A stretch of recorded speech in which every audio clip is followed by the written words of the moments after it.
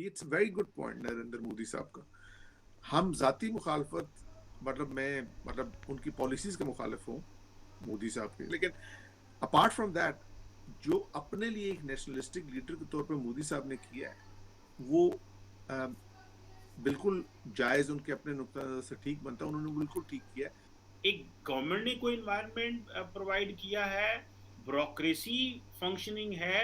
एक उनके पास इंडिया में वो गलवान के साइड करके देख चुके, वहां उनकी बात बनी हुई। अब वो करेंगे नहीं, उन्हें पता मेरा डिप्लॉयमेंट है, यहाँ कुछ जी। मिलना नहीं। और ये एक और पॉइंट उन्होंने प्रूव किया है, जब तक इंडिया, ये लोग हमारे यहाँ साउथ एशिया में बहुत ज्यादा आर्गुमेंट, पाकिस्तान में बहुत ज्यादा ये आर्गुमेंट दिया जाता है जी कोई फर्क नहीं पड़ता, भुट्टो खानदान है या शरीफ खानदान है तो क्या फर्क पड़ता आप देखें ना, 7-8 साल हुए मोदी साहब को, 8 साल तो नहीं, हाँ 8 को 1 साल हुए मोदी साहब को आए हुए। 8 साल में क्या ऐसा जो है वो हुआ कि 180 डिग्री शिफ्ट आ गई कि इंडिया के अंदर अब करप्शन ही नहीं रही। लेकिन उनकी हर चीज़ हमसे ज़्यादा, आप उनसे कोई चीज़ कंपेयर नहीं कर सकते।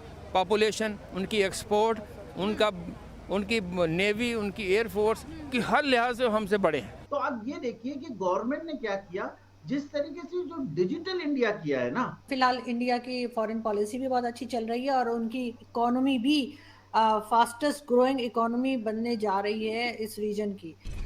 नमस्ते दोस्तों, जय हिंद। हिंदुस्तान स्पेशल में आपका स्वागत है दोस्तों।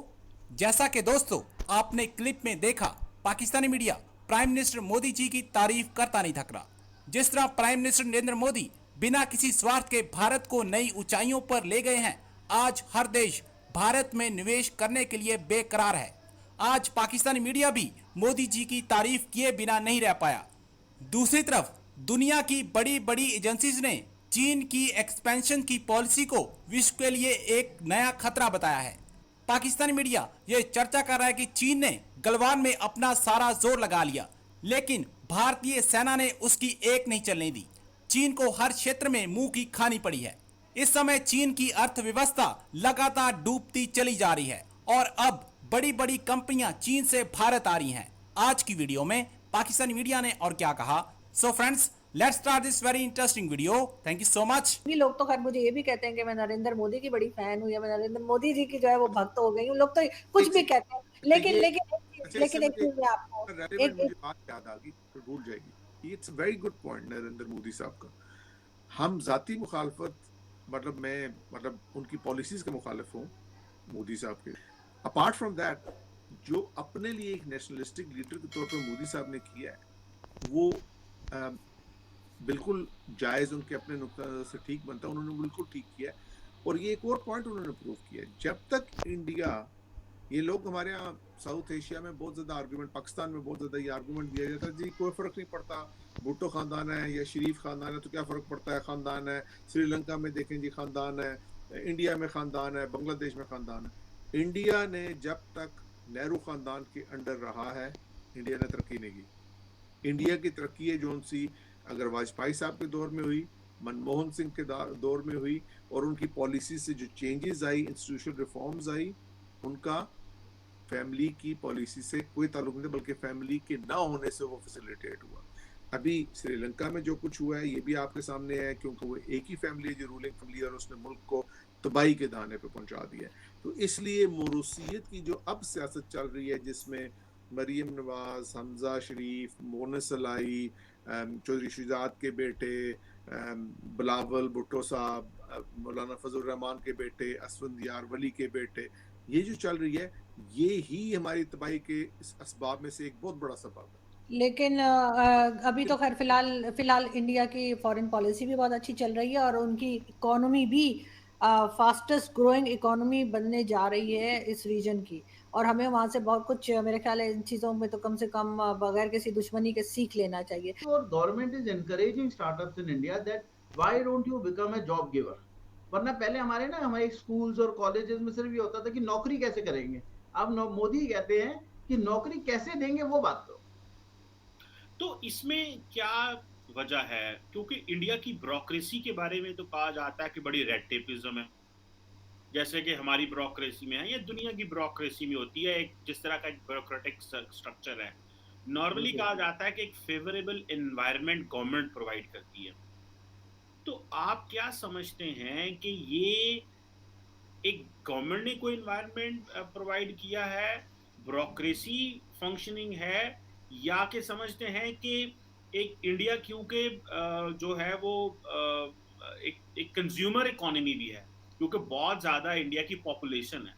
तो आप क्या समझते हैं इसमें, what is there which has basically set this ecosystem, which has basically set this entire ये जो इकोनॉमिक एक्टिविटी कैसे हो रही है? कि बिकॉज मैंने जैसे ब्यूरोक्रेसी का कहा, तो वो तो बड़ी अनरिस्पॉन्सिव है, जिस तरह पाकिस्तान की एक जैसे साउथ एशिया की ब्यूरोक्रेसीज हैं, जी तो जी इसका जी फैक्टर क्या है? देखिए क्या है ना, आपको मैं कहीं कहूँ कि हमारी 15 साल पहले जो ब्यूरोक्रेसी थी वो काफी हद तक हम कह सकते हैं कि ब्रिटेन से हायर की हुई थी, और वहीं से वो उसी तरीके से स्लो मैनेजमेंट होता था और काफी स्लो चलती थी। लेकिन आई कैन अश्योर यू, हमारी जो ईज ऑफ डूइंग बिजनेस है, अब वो 63rd पोजीशन पे आ गई है दुनिया के अंदर। और एवरी डे मैं आपको बताता हूँ, अगर हमने कंपनी क्रिएशन करनी होती है, जैसे हम स्टार्टअप को हेल्प करते हैं, ये जस्ट मैटर ऑफ 2 days की कंपनी क्रिएट हो जाती है। अब आपको कोई फॉर्म फिलिंग नहीं करनी पड़ती, ऑफिस में जाके किसी बाबू से नहीं मिलना पड़ता है, कोई ऐसे क्लर्क के पास नहीं जाना पड़ता है। तो अब क्या होता है, सारी चीज ऑनलाइन होती है। जब सारी चीज ऑनलाइन होती है तो आपको किसी से मिलने की जरूरत नहीं है, वो टाइम पीरियड है, आपको उसके अंदर सेट ऑफ डॉक्यूमेंट जमा करने, तो ये स्पीड हो गई। तो आप ये देखिए कि गवर्नमेंट ने क्या किया, जिस तरीके से जो डिजिटल इंडिया किया है ना, उसमें गवर्नमेंट की इंटरफेरेंस जो है वो कम हो गई, वहां ब्यूरोक्रेसी की इंटरफेरेंस कम हो गई है। और यही एक मेजर रीजन है। और अगर आप देखें चीमा साहब, हम लोग एक दूसरे की कंट्री को बड़े क्लोजली वॉच करते हैं कि क्या होता है। आप पिछले कम से कम मोदी के मतलब राज में 8 सालों में आपने भी कोई मेजर स्कैंडल नहीं सुना होगा करप्शन का। और ऐसा नहीं कि इंडिया की इकोनॉमी अगर आज की तारीख में आप देखें तो फास्टेस्ट ग्रोइंग है। और पिछले साल हमने मतलब आप 335 बिलियन का एक्सपोर्ट किया सिर्फ 9 महीने में।